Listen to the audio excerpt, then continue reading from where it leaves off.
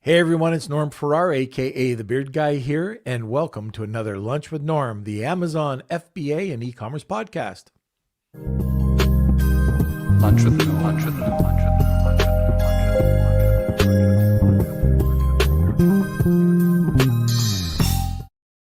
Norm.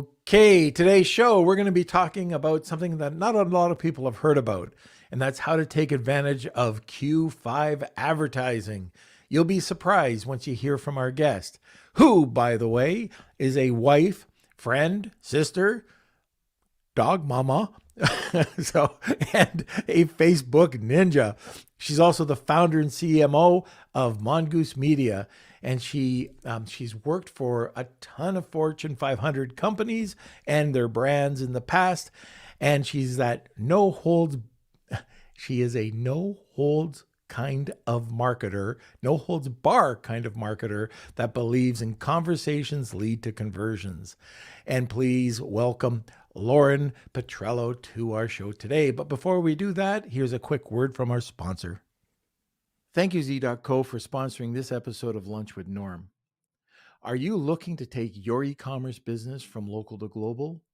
You can with the help of Z and their brand new app. That's right. You can track live shipments with push notifications, get detailed lead times for each stage of your shipment, and store all compliance and VAT reclaim documents in the palm of your hand, all while listening to Lunch with Norm. Ready to expand your e-com empire and take your Amazon FBA business global? Use the link in the description to learn more about Z's new app that's now available on desktop and mobile. That's Z.co, ZEE.co. All right, we're back. And where is the boy wonder? Hello, that's Hey, me. how's it going? Hey, I'm doing pretty good. How are you? Good. I don't know. I think we might be having a little trouble with your internet again today. You know what? I figured it out. December the 1st, we're going to have better Wi-Fi because I think that mustache is causing all sorts of interference. There's a lot of interference. That and probably with your dating life as well. But anyway, so what do you got to say today? All right, smash those like buttons. If you can understand me, I hope my Wi-Fi holds through for this and gets a little better. But hold yeah, up your mustache like this. It's just like those antennas back in the 60s. Twist it up. Yeah, that would work. But welcome everyone. Hope you enjoy today's show. We've got a great one today. So I have one thing I want to let our Beard Nation know. We're looking for reviews on our Facebook page and our Google profile. So I'll throw the links in the comment sections, but we'd really appreciate it if you guys could leave us a review either on the podcast. So if you listen to Apple Podcasts, Spotify Podcasts, if you can write a review on Google, either one of those is fine, but we'd really appreciate that if you could do that. If you like the content. If you like it, of course. If you hate it, maybe just, don't leave it in a review. Yeah, just period. Please. But other than that, I hope you guys enjoy the show. Share this out to any groups that you think might enjoy. We're going to be talking about a whole bunch of cool stuff today. And welcome, Simon. We got Rad, Andrew, Andy, Manny from Germany. It's great to see everyone. Let us know what you're buying for Cyber Monday and Black Friday. Did you get anything good? How's your selling been going? Let us know. I'll be hanging out in the comment sections. And yeah. And thank you, Facebook user. I'll find out who this is. But okay. Yeah, awesome. All right. So just a quick note that we do have the newsletter up, ready to go. And if you're interested in it, it's a newsletter that really doesn't suck. It's all content. You just sign up for it either on Lunch with Norm or at normfarrar.com. And every Monday we come out with new content. And if you find that the content isn't sufficient, you can blame my other son, Hayden, and complain to him. But so far, no complaints. All right. So let's sit back, relax, grab a cup of coffee, enjoy this episode. Welcome, Lauren. Hi. Hey, how's it going? It's going well. It's Orlando, Florida, so it's nice and warm Oh, here for anyone just doing their Cyber Monday shopping. take the knife out of my back. Yeah, I'm up here freezing, and you're in Florida. Nice. Well, I almost wanted to like open with like a hair mustache, but it was nowhere near the same level. You I know was what? It like, I would don't want to do that. probably be better than Kelsey's. So, Fair. I'm just saying. Okay, so for people who don't know who you are, can you just give us a really brief intro? Who you are, what you do? Sure. So I'm Lauren Petrullo. I run a digital marketing agency that specializes in e-commerce. We work with a lot of beauty and food brands specifically, and we drive a lot of external traffic into their Shopify e-commerce stores. And we work on SEO, PPC, marketing automation, design and development, all that stuff. So it's a nearly full stack digital marketing agency, and I am the one that pays all the bills. Ah, there we go. Okay. I'm just noticing this is Andrew Smith. Congratulations. I can't usually read the comments. They're usually too small, but when I see a number like 2,600%, that's great. Congrats. And, for anybody who's listening today, let us know. Was it good, bad, or ugly? Don't be afraid. I remember last Black Friday, it was horrible for a lot of our accounts. And so I'd like to hear what you're doing. This year for us, overall, has been much better than last year. But we took a whole different approach going into Black Friday. So we don't know what Cyber Monday is going to bring us yet, but so far so good. And you have some really great news that you were just talking about before coming on. So I don't know if you want to share that, but like what's Cyber Monday looking like for you and your clients right now? Sure. So I can talk about two skincare brands or beauty brands that we work with. One brand, this is a brand that did about $40,000 last year during the month of November, and we surpassed with just our efforts alone over 110,000 before Black Friday. Wow. Because we did some like pre-planning and expanding how long that Black Friday period is. And then another brand, the one I was specifically referencing, we were doing, their PPC advertising around $12,000 a month. We kicked it up to almost $50,000 for the month of November, knowing how usually it's a lot more competitive, but ads within the Facebook ecosystem actually were more cheaper than previous years because there's a lot less competition in the auction, because I think people are more afraid or they don't have inventory in general. And so they took a big leap of jumping from $12,000 to almost $50,000 per month in ad spend. And it's been pretty good. It's like pre-Facebook iOS updates in terms of return on ad spend. So we've got some that are like almost 7 ROAS, which is pretty cool. Oh, that's great. Fantastic. All right. We're going to be talking about a subject that until this year, I've never heard of. And I don't know if this is just a new term that has come up, but Q5. So, I'd like to learn a little bit more about it. Like, what is Q5 at Facebook? Sure. So because we do so much, we do high volume traffic on the Facebook platform. We heard about this term first, I believe in 2008, about spring 2008, when we were doing our campaign planning, and Facebook told us. We have agency level reps, and they talked about how this week between Christmas and New Year's Eve, so the day after all the e-commerce brands leave the ecosystem because they're getting ready for January returns, and right before all the gym and health and fitness New Year, New You brands jump into the system, That never works. The cheapest week to advertise Wow. on the platform. Okay, so Q5, the week between Christmas and New Year's Eve, is the cheapest. Now, you know what? Cat gets out of the bag, and then what happens? But I didn't know that. Yeah, so it's just there's such little competition, and you just see such a surge in the auction pressure. Again, comes January because everyone makes these New Year, New You campaigns, but a lot of times small business owners or even agencies aren't working that week as well. So they kind of put their campaigns in set it and forget it mode. And it's become such a big opportunity that Facebook calls it Q5. So they'll recommend. And so in spring 2018, when we heard it, we started planning not just our Black Friday season, but what we were going to do during that week when people are going to be on their phone a lot because they're at home with their families, either like using Instagram to escape conversation or using Instagram to document conversations that are going on with their family households. And so more people in front of the screen, fewer people competing for their ads impressions. So yeah, Q5, it comes from Facebook. So I don't know how long it's been, but that's when we were first introduced to it. Interesting.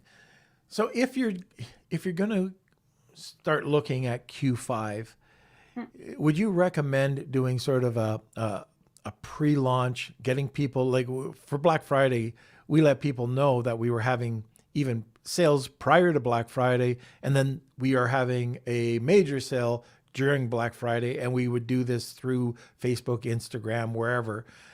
Would you recommend doing that same sort of strategy? I would say it's dependent on your industry, how much promo fatigue your customers are experiencing, because you don't want to fall into that always on sale category, because with the extension of Black Friday, which came from last year, Prime being close to Black Friday, it's just there's this never ending assumption that it's always going to be on sale. I think it's a better pivot to put the messaging along of it won't be in time for Santa, because that's what's worked for us. So get the deals that you want, even though you know, because I think it's December 11th or December 12th. I say like 12 at 12. So by December 12th at midnight, if you haven't placed your order, you should not expect it to arrive before Christmas. Mm-hmm. At least that's what we're seeing from like United States Post Office and things of that nature. But yeah, if you can pivot the conversation to be like, still get massive holiday savings without anticipating it to be under the tree. Okay. So these, I saw it this year. I saw it from a lot of retailers this year, that exactly what you said. It was an unending month of Black Friday. It started in October for a bunch, and it was like a Black Friday sale. It just becomes, I don't know, it's just not exciting. Like these guys, I don't know how it turned out for them. It might have worked, but for me, putting something on sale for a whole month doesn't make any sense. It's just, it just doesn't, it doesn't make any sense to me. And I think it's just what you were saying. Yeah, promo fatigue is definitely something buyers are familiar with. I think at the beginning, the advent of when you launch your promotions compared to your competitors or other things, like a big component is like pumpkin spice. And when you think about pumpkin spice season starts when Starbucks launches their official PSL, like their pumpkin spice latte, and that keeps going up 1 or 2 weeks sooner. So when you can be one of the first to market with that type of a promotion, it can be beneficial. But if you're sustaining the same promotion, you can annoy your buyers and be like, well, this wasn't special. You're not authentic with your urgency. So I can say for me personally, when I saw these and it didn't expire, I was like, oh, I don't need to buy right now. I'll look at it later and I'll just save that as a bookmark. And then I didn't end up buying.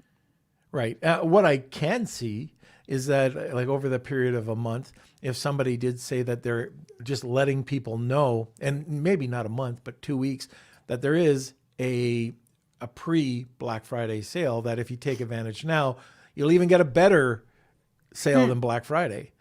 And that just keeps the sales trickling in. Because typically, I don't know if you find this, but I usually find that sales sort of slow down.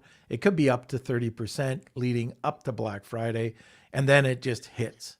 Do you find that? Yeah, absolutely. Because people are expecting and waiting for their sale, so they don't want to buy it and need it now. They can wait 2 weeks. I call it the vending machine solution, where like I'm hungry, I see that Snickers bar, but it's $2.50 at the vending machine in my resort.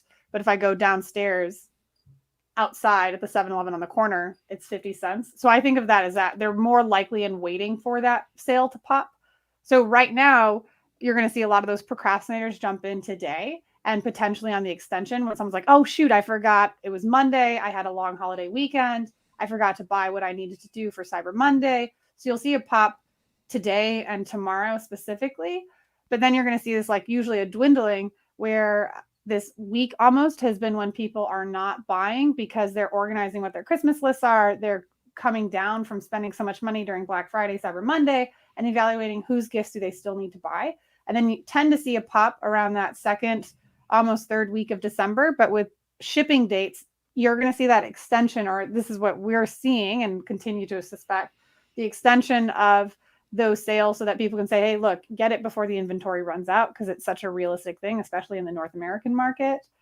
But yeah, I would say what we have found consistently successful this year, last year, and all years prior, announcing that you have a list and getting people to re-opt into a specific list so they're aware of what sales are coming, so that they know, hey, we want you to raise your hand and signal that you're interested in this sale so that we can get it to you before anyone else, or at least we like release it to you 24 hours before it goes public, so that you can start making decisions and give that level of urgency. So in terms of if you're planning like some sort of Q5 sale, I would run the risk. I would err on the side of caution of running the risk of just forever being on sale. I would just recommend instead to pivot, really investing back into your consumer. If you were thinking about doing, review solicitation. So say you want to remarket to all your audience that's attending here with Lunch with Norm, Kelsey has is like, hey, we'd really love for your honest feedback.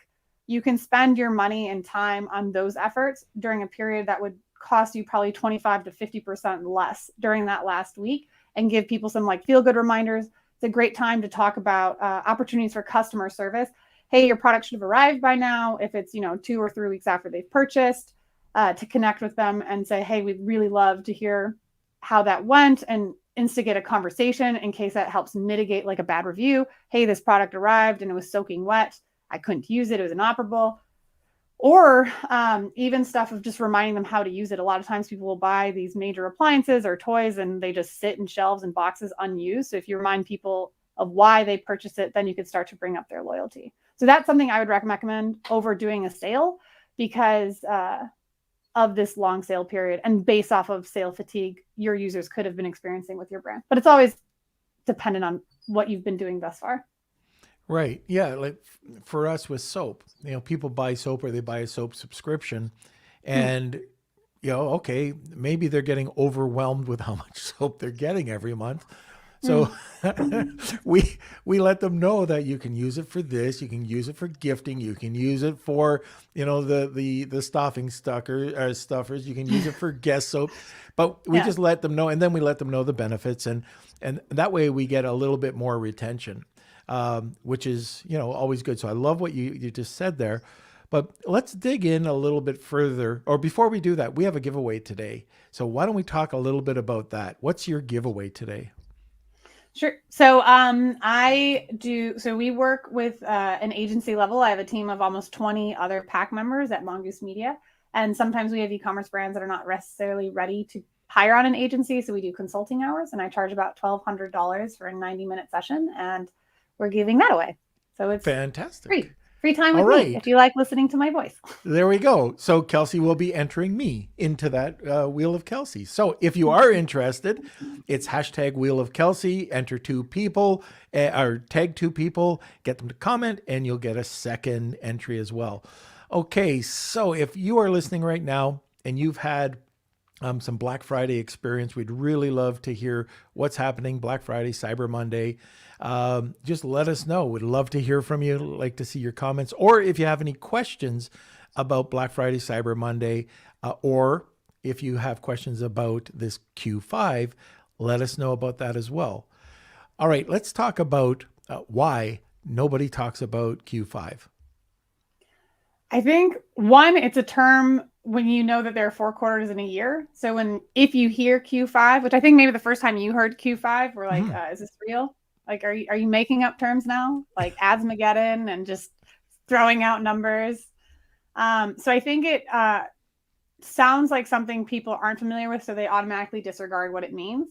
But I think the bigger the bigger underlying tone, which is why Facebook has coined it Q5 and why they have made such efforts with the small businesses that they work with in using this as a strategy, is because when folks take time off for the holidays, sometimes they pull the fuel off of their gas pedal on their marketing campaign efforts. Similarly, they spent all this time building up around Black Friday and holiday sales that, again, when December 15th-ish usually happens, you see fewer sales because people already got their gifts, that they're like, okay, I finally get to take a break. But really, break should be for like summertime. But when people remove their lead foot on the gas pedal, which they've been doing so aggressively because Q4 is the biggest time of the spending year, it's just like the auction system's like, I'm ready for more. And it's, what happened?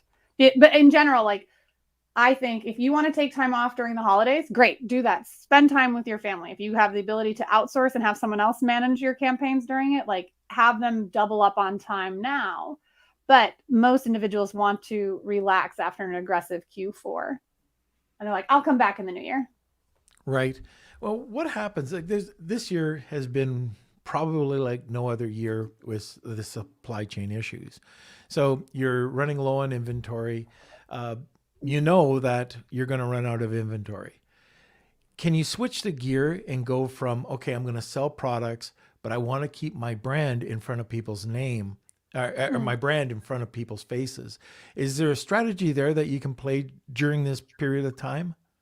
Oh, if you've got individuals you've sold and brought all these products to market, and say you have some sort of brand or like product registration or some sort of like post-purchase engagement series that you're already doing in your email or SMS campaigns, bring that onto the Facebook ecosystem where you can create videos. Like you imagine, Norm, you and Kelsey could have videos in either Santa hats or like rocking more Hanukkah or Kwanzaa style apparel, or even in like New Year's outfits, and just saying, hey, we'd really love to ring in the end of 2021 with lots of celebrations and fireworks, especially fireworks from you all.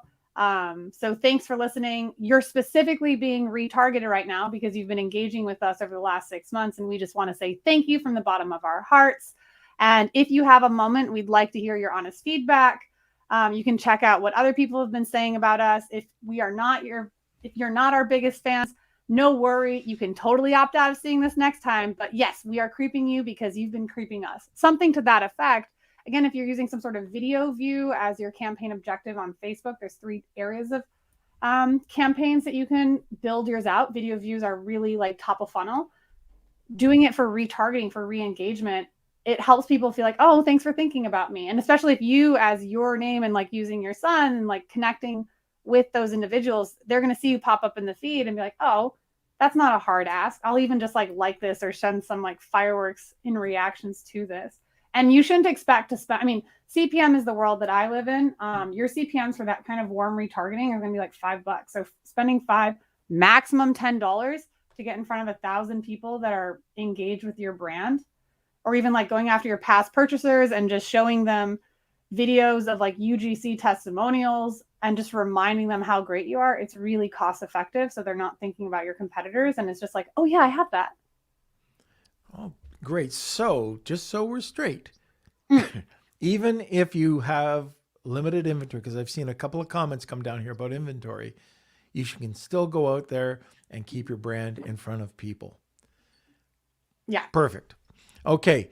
So the other thing I want to talk about, you just started talking about lists and driving people over to lists, getting them just to remind them about being on your list, why to be on your list, what are the benefits. It could be registration. Let's talk about building up that list a little bit. So how do we do that?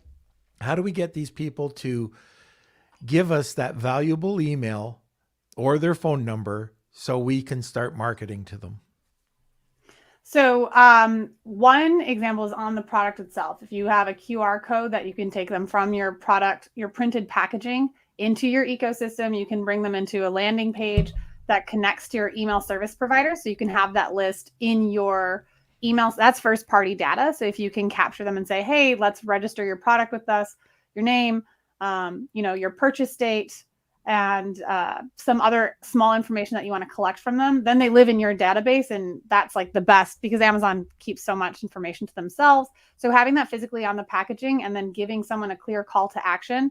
People are used to QR codes because of the pandemic, but if you can associate something with the QR code, whether that's a monthly giveaway or registering your product for free returns within a 30-day period, things of that nature, you'll get individuals to opt in. And then you can keep them in your ecosystem. If you don't have an email list, other things that you can do is your QR code, engage them into a Facebook or Instagram page, and then invite them you can start a conversation with them, invite them to follow your page, like this, enter giveaways, things of that nature. But you want them to take from the product they're physically holding. I'm just going to use my phone, whatever. Take from the phone and live in that kind of wheelhouse. Other things that are pretty good is if you have some things that we've done is like scan for special offers.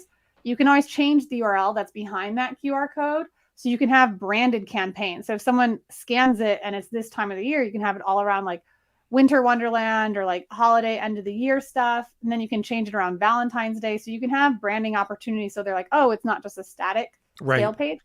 But when you get them into it, it's not just important to capture their information. You want to acknowledge that you've captured it. So you want to send them that first message that says, hey, Norm, thanks so much for showing up. We're really excited to see you. Here's all the great ways that you can use our product. And then you can start to cycle them with like content that you've done before, any blogs that you've written before, showing them stuff so you remember to stay top of mind on their emails or messenger. I was over at AppSumo the other day, yesterday, and for those of you who do not use QR codes, take a look at AppSumo. They have, just type in QR. I forget what it's called, QR coder. I'm not sure, but they do have something there for, I think it's $39 or $59. It's a lifetime purchase. I have nothing to do with it, but just check it out because you can do all sorts of things. You can create these custom codes. You can create different colors. You can put your logo in the middle, and it's static and dynamic. Static just means that it's one. Once you type in the URL, it goes there 100% of the time. You can't change it. If you do a dynamic URL, then it's exactly like Lauren's talking about. You can change it to the season. You can drive traffic to whatever page that you want. And that includes, if you put it onto your insert, let's say it's on your insert or on your packaging, you can do that for people. If they're buying it this time of year, now they're going over and they're getting a seasonal greeting. So just check that one out.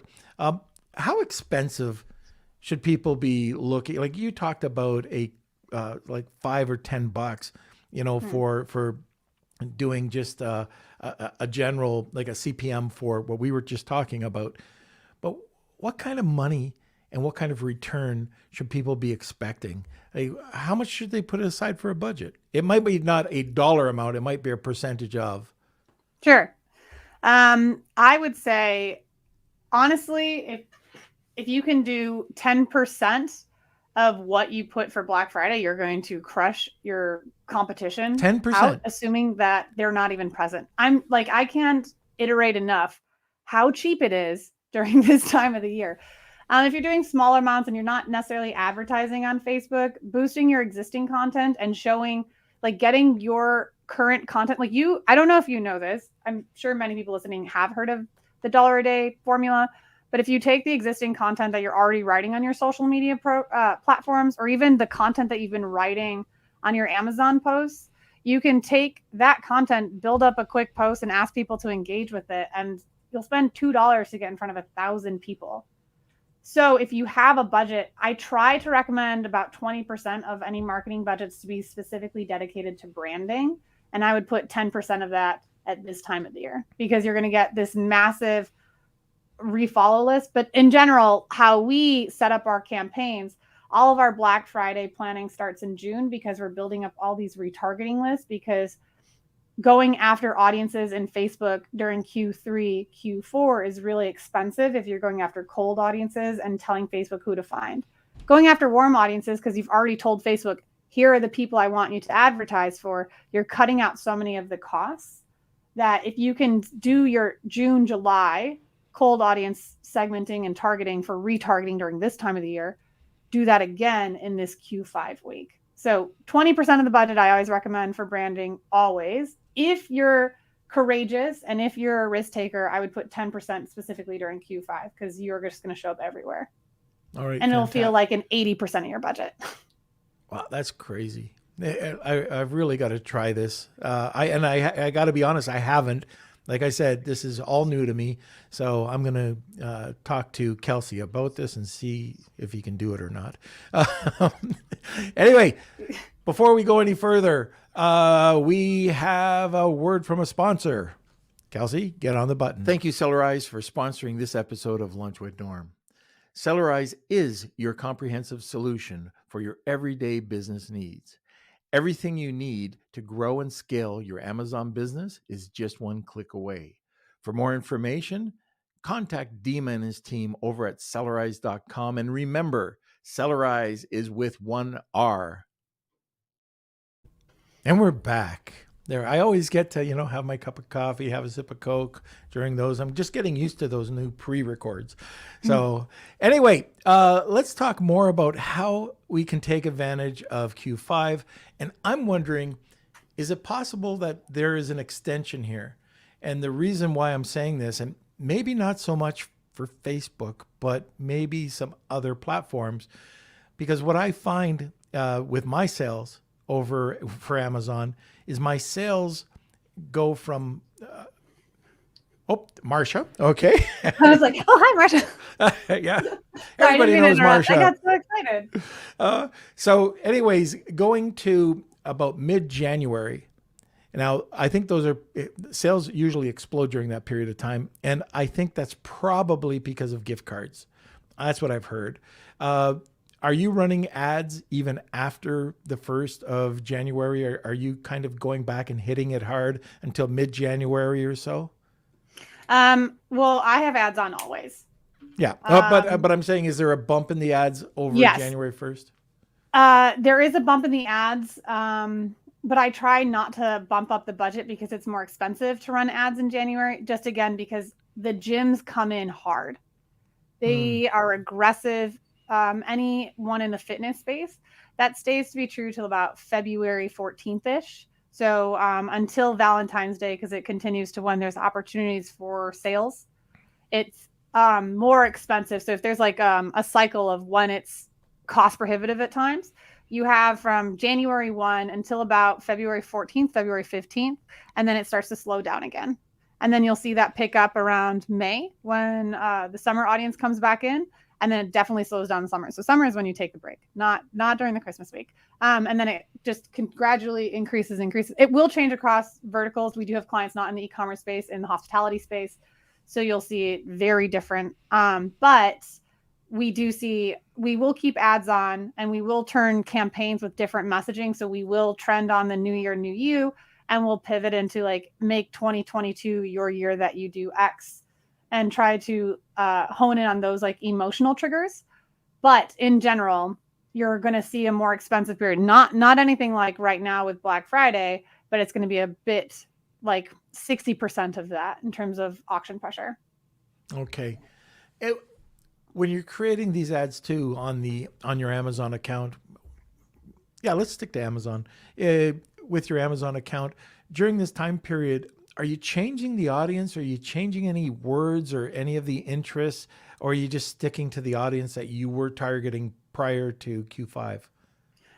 Right now, I stick to just remarketing because they're going to be the cheapest audience. I don't find this time period to be worthwhile. I mean, you can find new audiences, and it can be lucrative, but it can be more expensive. It's kind of like gold mining and sifting through. And so I don't put the time and energy into that, because a lot of the times people have these lists, they have these audiences that they ignore, or they don't really drill down. Sometimes people have like remarketing lists, or they have like past customer purchase lists that are in the tens of thousands. And when you're only spending smaller amounts, you're never going to hit that full list. So you could be more aggressive with this time period with those audiences.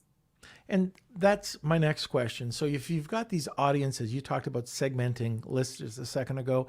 So you've got these lists, you've got people that engage every 30 days, every 60 days. And then you've got the people that don't really engage. They're on your list, but nothing really happens. Now, are you targeting that whole list? Are you trying to get, because it's so cheap, are you trying to draw those people who really don't engage with you back to engage with you? So I go from warm to hot. So hot is those folks we love. We know they're not, tire kickers or what have you. I will still go after those warm audiences. One of our accounts, we went after this massive list of almost 500,000 subscribers, people that we knew were not big fans. That was and that had a 5.32 return on ad spend. So we cast the net wide because of everything that's going on with the ad ecosystems. We want to leverage any data that we have, because there's this kind of like data desert. So I would say, yes, go after the people. And then you just have to take down and make sure your creatives and campaigns are going to equally attract and repel, so that you can feed the algorithm, hey, here's a 500,000 list. We know this list is dirty in terms of it's not like our hottest list. It's a little bit grayish warm. But you create the offers and the campaigns that are going to get those that were, like this Hail Mary opportunity to come back to engage, so that then they get into your more interested remarketing list, because you're hitting them with a different campaign messaging. So you'll keep those warms that are ignoring you, and the more they ignore you, the less Facebook is going to continue, or any algorithm platform is going to continue to deliver to them, because they're showing behaviors that are not conducive to a conversion. Okay. Now, can you kind of go through your favorite platforms? We know your go-to is Facebook, I think. What are some other platforms that you use? Snapchat is a really good one when you have a proven offer. If you're looking Snapchat. so Snapchat has a larger audience. It has actually an audience that is not just teeny boppers or millennials or Gen Z. It actually does have a larger audience in the older demographic, the more mature demographic, that aren't being competitively sought after. So like, we've seen campaigns that are going after almost B2B kind of style components, like selling auto parts or selling like computer equipment. It's not geared towards the under 25-year-old at all. Do really well on the Snapchat platform, just because it's so it's not competitive. If you're following stocks at all, Snapchat's not doing very well, but they have one of the best ad targeting ecosystems compared to other platforms, where you can drill down into interests and you can create these larger, warm retargeting audiences. So I like using Snapchat when you've gotten a proven offer in whatever ecosystem and bringing it in there. It's very video forward though, and I know that creating videos can be challenging. We like using an app called Bilio, Bilio, I believe. For like $47, $50, you can send your product and get a user-generated style video made for you. They'll edit it, they'll send it back, and you can almost order what kind of user you want to interact in that type of video. So that content has done really well on that platform. Depending on the type of products, like, so yours in the soap space, like Pinterest is one, if you can keep it on evergreen, because it's cheap traffic. But you have to remember, Pinterest is a platform where people are about 60 to 90 days ahead of the purchase. Really, really good for high-end, expensive products, and an affordable brand awareness campaign for, I saw someone has like a $10 and under product. They have really niche communities within the Pinterest ecosystem. And because it's so keyword dense, it's similar to Amazon in that you can build audiences based off of keywords, and a richness that's blending social media interest targeting and search engine specific keywords. I don't like advertising on TikTok. I think it's a waste of money unless you have the ability to create a lot of videos nonstop. Creative fatigue on TikTok is about like 2 or 3 days. And that's just, for a small business owner, it's not necessarily obtainable. And then, of course, we use Google, Yahoo as our search engines. A lot of people don't advertise on Yahoo. So you can spend like $100 a month and at least cover your branding. So if someone's searching for you, Yahoo is the designated platform if you're using WhatsApp. So if you have an international audience and they're searching for your products and they're having conversations in WhatsApp and they're doing it from there, they're relying on Yahoo. And so again, it's a less competitive space than Google. Someone already, Kelsey, well done. You already sent the URL. So I love Billo as an app to create those video campaigns. Facebook, I would say, is the best at certain times of the year. Facebook was not my friend during the summer. This was like the hardest summer, or the hardest like season of my like entire digital marketing career, because of everything with post iOS. But depending on where you're connecting with your buyers, where they are in your buyer's journey, I'll have a different answer. Google's been aggressive lately with trying to just kind of wine and dine some of our brands. How are you finding their ads right now, AdWords? So in our ads campaign, they have the strongest return on ad spend because you're going after those with direct intent. YouTube is a whole different game. I know it's owned by Google. YouTube is still a very great branding platform, but again, it's reliant on having that type of video. So I'm going to keep YouTube separate from display and search. From search, when it can take up to 90 days before you can get Google to understand who your audience is. And that can be frustrating and it can be expensive. But once you get those individuals, Google thrives in evergreen. You just have that running and it compounds in a way that's like 17, 20 ROAS on some of our campaigns. Like 4 is pretty standard on Google because you're going after people that are specifically looking for your products. Other things that are interesting, just as a benchmark number, if you're looking at YouTube, because again, I keep them as separate. YouTube advertising buyers, media buyers, are different strategists than just search ads and display. Because YouTube, if you want to optimize your campaigns on YouTube for 8 to 10 days, you need to expect to spend like 60x or 16x of what your cost per acquisition is on a daily basis for your 8 to 10 days of just to optimize for that initial conversion. You can spend less, it just takes longer for that algorithm to optimize, but Google's going to win in the long term with your evergreen efforts. And Google has a lot less maintenance when compared to other platforms that are so creative dependent, because when you're setting up these search campaigns, you can use dynamic search and remarketing, and you can have campaigns that are taking what people are searching for and placing them into your ads. Just have to be careful with trademarked words. So you're not fighting this creative fatigue as much. And then as long as you go in and you mitigate negative words, so if say you're selling, I don't know, cups, and then someone types in like D cups and they don't want to buy bras, you're selling like glasses, you can eliminate those terminology so that you don't show up in the next search term with D cups. Okay. All right. So, last question before we get to a question. What about influencers? Are you, during Q5, are you trying to target like maybe at the beginning of November or beginning of December, starting to get more and more influencers to come up to the to promote Q5? Well, there should always be some sort of, ideally, an automated flow that invites any purchasers to potentially become influencers or to share their feedback. And some of the more successful campaigns we see is like, thanks for your purchase. In exchange for your honest review, we'll give you a $10 coupon for you to continue investing in our store, things of that nature. But in terms of soliciting influencer content, we don't do it more aggressively, but we'll be testing different campaigns and different lead generation type of campaigns because there's different ways that you can connect to that influencer. But in general, like organically, so this is on the paid side. If you do it from the organically, we don't do that so much because we know that they're with their friends and family during the holiday season, and where we want to connect with them is after they've tried and used the products more, if they're new to it, or if we're talking about new deals.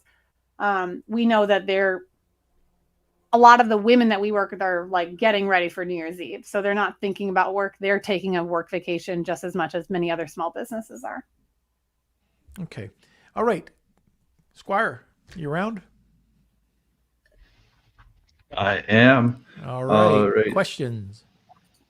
Okay, so you did steal one of my questions from the audience, but let's go to it and see if there's anything more. Just in general, from Rad, do you recommend influencer marketing or social media with social media marketing? So in terms of influencer marketing, Rad, can you give more clarity? Like, because you can use influencers in your videos and you can advertise on their behalf, or you can have them organically promote your stuff. Most influencer marketing is done within social media as their channel. So I want to be like more specific on that, but you can have a tag team strategy.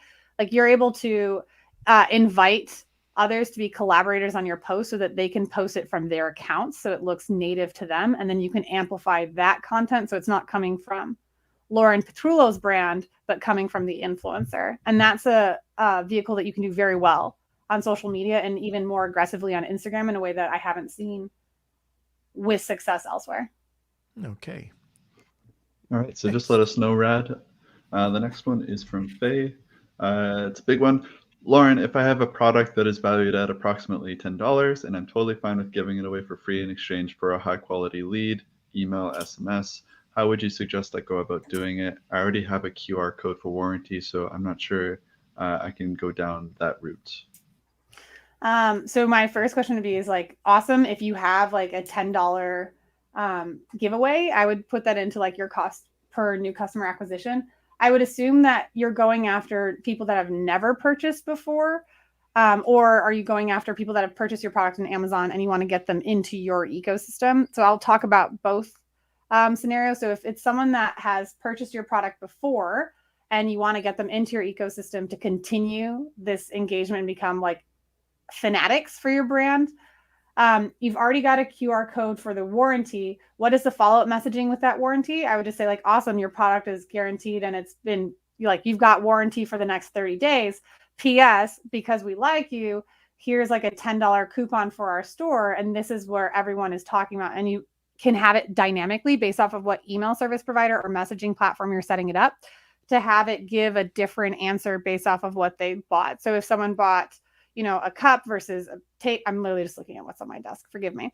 But like, I was like, there's nothing interesting on my desk. Like I have Scotch tape for shipping stuff and glasses cleaners. But if purchase product A, say $10 and say, we'd really just like to thank you so much for contributing to our small business.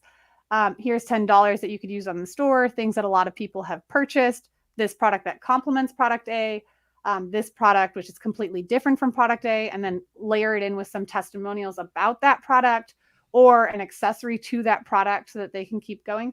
But that's assuming if you've got the QR code in their warranty, you would already have that information. So you can say, we'll send you that $10 via an SMS, and we'll just text it to you. So you can have them opt into that. Or if it's like, hey, to do this, take this like 3-second questionnaire and you can collect additional information beyond that QR code. But I'm assuming if they're going to the warranty, it's not just opening up a URL. It's opening up some sort of form to collect that data, which returns it. The only other way, it's like if you have a $10 item you're willing to give away in exchange for a lead, some of the easy campaigns to set up, because I know a lot of Amazon small business owners don't have 28 million hours in a day. If you were dipping your toe in the water of Facebook ads, there's a campaign objective called lead generation, where you just have the ad.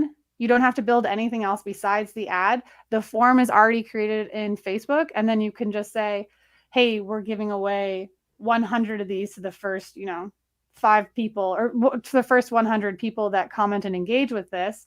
Then they could fill out the form and submit it. And then what you can do automatically with the Facebook system, again, assuming you have an email service provider that will deliver that information, is like, awesome, you've been entered. We've sent you details in your email. If you didn't, please email us back at like Lauren Petrullo is the coolest person in the world at gmail.com, or whatever that customer service is. So if you wanted to test something during the Q5 period, you could generate ads that say, hey, we're giving this away, or like, hey, we're looking for beta testers, things of that nature. Okay. All right. Very good. Next, Kels. All right. So I think this is a point from Andrew that probably a lot of Amazon sellers are thinking. This is all great, but who has time to do all of this? So is there a thing that people should prioritize? Do you think, obviously this is a lot of information for them and they probably don't know where to start first. Is there anything you can help them with in that sense?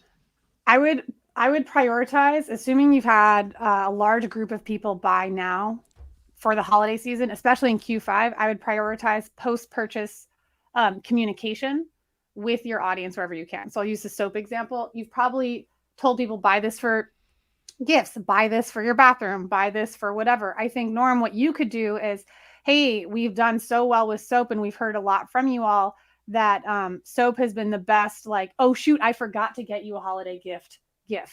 So in case you end up seeing family members or seeing friends and they give you a gift after the holiday, or they're giving you something around like January 7th, which is like 3 Kings Day, you can have some of these on hand. Since you've already purchased one, we'll give you free shipping for any of the like, ooh, I didn't forget to get you a gift, something to that. So you can go cheaply after your existing audience because they're already familiar with you. It doesn't take a lot of building out the interest. You just literally upload that email audience list.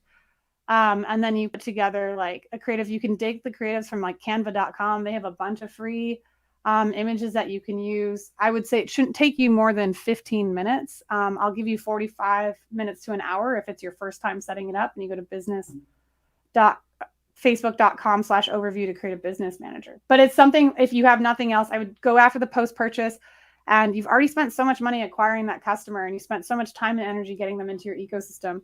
Show them love, and then you'll see that love paid in dividends with referrals, reviews, UGC content, so user-generated content. And so just ask. Yeah, one thing I'd like to add to that too, we talk about working with your strengths, not with your weaknesses. So for me, I don't like anything financial. I know it. I've taken accounting courses. I hate it. Okay. But I hire somebody to do my accounting, my bookkeeping, and all that. So I would suggest the same thing.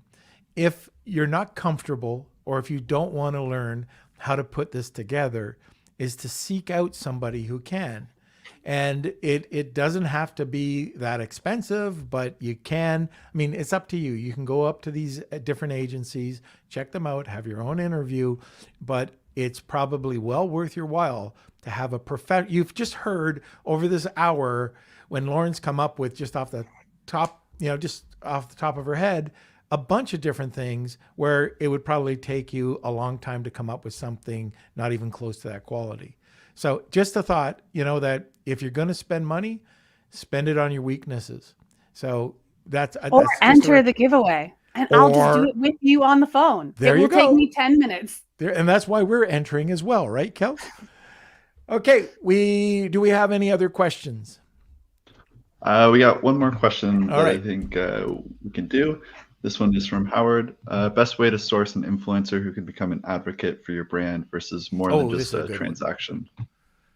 Okay. Well, it's a good one. It is a good one. I would say the best way to source an influencer to be an advocate is someone who's already a current customer. So that's going to be the cheapest way of going in, pulling your audience and asking, why did they purchase? What did they love about it? If you're looking for people that are new to your brand, honestly, I saw someone that had outdoor campers. Howard, if you can reply back with what industry you're in, specifically if it was in the outdoor campers, I would 100% go to Pinterest, and then I would just create some really basic pins, put it around like seeking user feedback for beta products, or like seeking out. It would be easier if I knew what the product was. I'm so sorry. But like Pinterest is a really good place because people are planning and they're looking for products that they're not going to buy immediately, but what they're thinking about. So if they're already thinking about it, it's someone who's going to be thinking about how they can give feedback versus the person who's going to buy it based off of convenience. So you think of the person who's buying the dollar Snicker bar at the checkout line in the grocery store versus someone who came with a recipe knowing what they want to create that day into the grocery store. Now, Howard, if you want to get some really detailed information about this, our mutual friend Paul Barron came on and showed us everything that he does in his search for brand ambassadors. So he goes from the customer to the influencer to the brand ambassador. He even shares the flow that he's using. So that'll give you exactly what you're looking for. And I think it's over about an hour. So if you want to listen to the podcast, I think that'll give you another more detailed answer. And Paul is a king on this. Like he sure. is. He really amazing at seeking and finding brand ambassadors. Yeah. Okay. So we're getting close to that time. I think that's it. Kelsey, let's go to the wheel of Kelsey. Lauren, you've never seen this. All right, enjoy. It's time for the Wheel of Kelsey.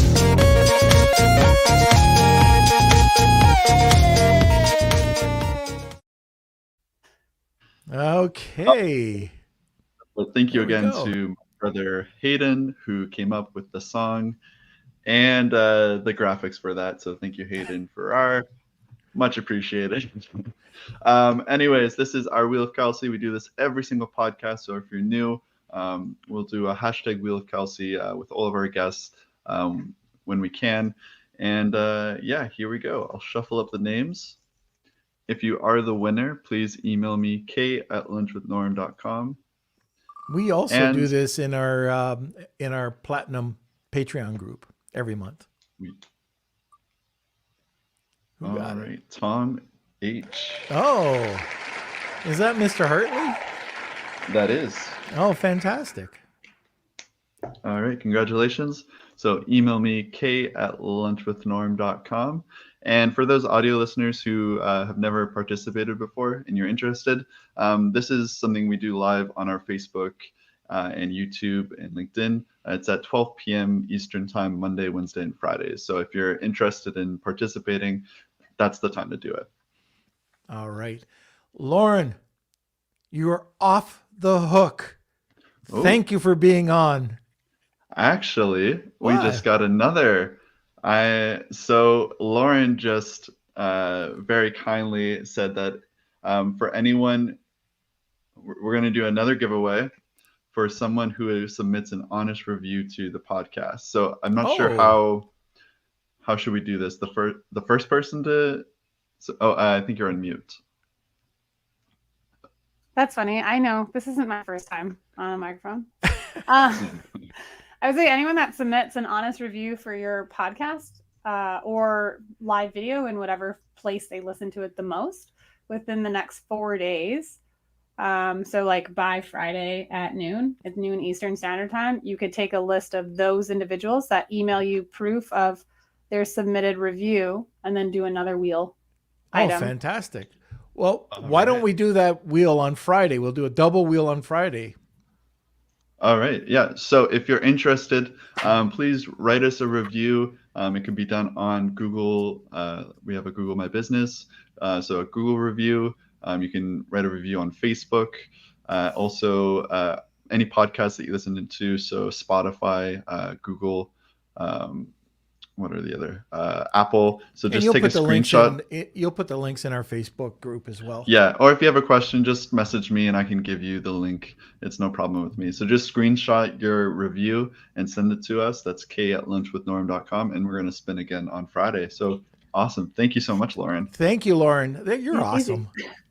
Oh, likewise. I lack the beard. I'm like, hang it. Well, next time. Okay. So Lauren, thank you so much for being on. It was awesome. I got to learn a lot about something I didn't know about. And now I got to explore. Kelsey does. And we'll have you back on. So Kelsey, get that email over to Lauren to book her again. Okay. And everyone listening wants to know, how can they contact you, Lauren? Sure.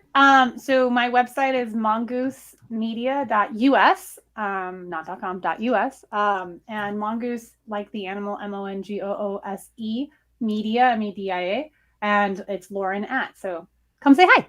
Very good. All right. Thank you, Lauren. Ciao. All right. Bye. Okay, everybody. I hope you liked what you heard today. On Wednesday, we're going to have David Morneau on, and he's going to be talking about growing your brands through micro-influencers. So that'll be something that will just nicely dovetail into what we talked about today. But before we do anything else, Kelsey, can you give us a quick word from our sponsors, please? I sure can. Here we go. I wanted to give a quick shout out and say thank you to Global Wired Advisors for sponsoring this episode of Lunch with Norm. Global Wired Advisors is a leading digital investment bank focused on optimizing the business sales process. For more information, please call Chris Schifferling and his team over at globalwiredadvisors.com. Okay, anything else to add before we sign off, Kels? All right, I guess just smash those like buttons if you haven't already. We do really appreciate you guys spending the time with us on these Monday, Wednesdays, and Fridays. So thank you again so much. Also, again, thank you for everyone that voted for us for the seller polls. Yes, we've got to thank everybody for that. So again, thank you so much. We really appreciate it. Also, we're starting to do a lot more blogs on our website. So if you want to check out some of the content that we've been coming up with, go check out that. And also, if you're watching YouTube, hit that subscribe button down below. It's the big red button, and also hit that bell. If you're looking to get notifications right when we go live, you can hit the 3 dots and just hit the push notifications, and that will enable you to get those notifications right when we go live. And I just wanted to add, there's a lot of listeners on here, and we know that everybody's an expert in something. if you're interested in contributing to our blog on Lunch with Norm, we'd love to have a conversation with you. So we are looking for people that can provide really high quality content that we can share with our audience. So if you do, let us know. Write Kelsey, k@lunchwithnorm.com. And I think that's it. One thing. This is the last day of the mustache, so really soak it in. Yeah, December 1st. I don't even want to visualize that. Oh. Anyways, it'll be nice to have you back, Kels. That's right. Yeah. All right. Do your line. All right. I'm going to do my line. Okay. So join us every Monday, Wednesday, and Friday at noon Eastern Standard Time. And for those that really like Kelsey's mustache, that the one person out there, sorry, it's coming off. And thank you. Thank you for being part of this community. We couldn't do it without you. Enjoy the rest of your day, and we'll see you on Wednesday. Lunch with Norm.